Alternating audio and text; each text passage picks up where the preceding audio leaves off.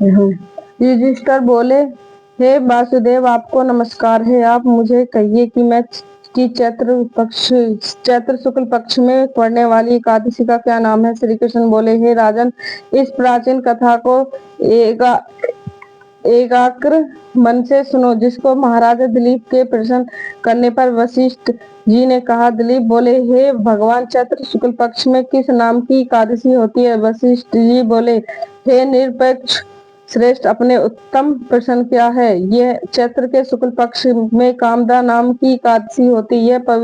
पवित्र एकादशी पाप रूप ईंधन को भस्म करने के लिए दानवदल की तरह से दावानल की तरह से है। यह राजन पापों का नाश करने वाली और पुष्प को बढ़ाने वाली।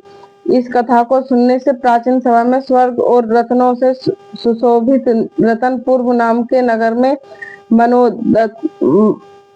मोदोत पुंडीकरण आदि नाग निवास करते थे। गर्दन किन्नर और अप्सरा राजा पुंडरी का सेवन करते थे। वह ललित नाम का गंधर्व रहता था। वे दोनों स्त्रियां पुरुषों में से युक्त और धन्य धान से भरे हुए अपने घर में सदा क्रीड़ा करते थे। और स्त्री रहित ललित गंधर्व गान कर रहा था। वह ललिता की याद करता हुआ वे सूरा गाने लगा। उसके पद ठीक ताल पर विश्राम नहीं लेते थे। ककोट नाग इस भेद को जान गया। उसने पुंडरीक नाग से जाकर सब वृत्तांत कह दिया। क्रोध में पुंडरीक की आंखें लाल हो गई। उसने कामातुर हुए ललित को शाप दे दिया, हे दुर्वेद, तू मनुष्य को खाने वाला राक्षस हो जा, क्योंकि तू मेरे सामने गान करता हुआ स्त्री के वश में हो गया है। राजेंद्र, उस वचन से वह राक्षस रूप हो गया। उसके भयंकर मुख और बुरे नेत्रों को देखने से डर लगता था। भुजा 4 कोस लंबी और मुख कंदरा के समान था। सूर्य चंद्र के समान नेत्र, पर्त के समान गला, गुफा के समान नासिका के छेद हो, 2 कोस लंबे होठ थे। उसका शरीर 8 योजना ऊंचा था। इस प्रकार वह राक्षस हो गया। ललिता अपने पति की भयंकर आकृति को देखकर दुखी होकर चिंता करने लगी कि मेरा पति सांप से पीड़ित है, मैं क्या करूं, यहाँ कहाँ जाऊं। इस चिंता में से उसको शांति नहीं मिलती थी। वह दोनों कठिन वन में घूमने लगे। वह राक्षस निर्दयी पापी के रूप में और मनुष्य को खाने वाला हो गया। सांप से पीड़ित होकर उसने रात दिन सुख नहीं मिलता था। ललिता उसकी यह दिशा देखकर बहुत दुखी हुई और रोती हुई उसके साथ गंभीर वन में घूमने लगी। यह समय ललित वे विंध्याचल के शिखर पर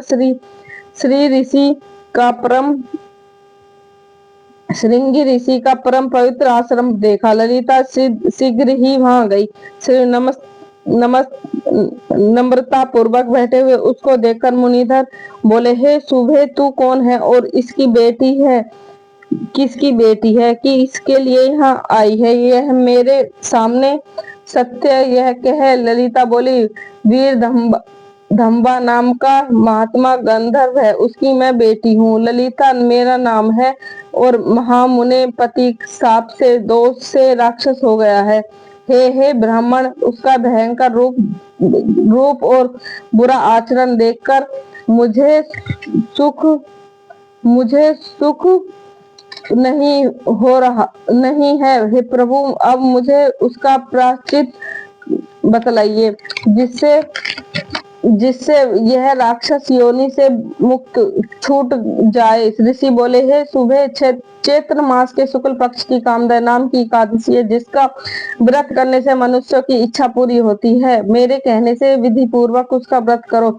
इस व्रत का पुण्य अपने पति के लिए दे दो, जिससे उससे उसका शाप क्षण भर में दूर हो जाएगा। यह हे राजन मुनि का यह वचन सुनकर ललिता प्रसन्न हुई। एकादशी का व्रत करके द्वादशी के दिन ब्राह्मण के समीप वासुदेव भगवान के सम्मुख बैठकर ललिता अपने पति के उद्धार के लिए बोली, मैंने जो कामदा एकादशी का व्रत किया है, उससे पुण्य के प्रभाव से उसकी पश्चात योनि विषाच योनि दूर हो जाए। उस समय ललिता राक्षस योनि में वही बैठा था। ललिता के इस वाक्य से उसी समय उसके पाप दूर हो गए, उसी राक्षस योनि दूर हो गई है। नष्ट नृप श्रेष्ठ यह जानकर इसका व्रत अच्छी तरह से करना चाहिए। लोगों के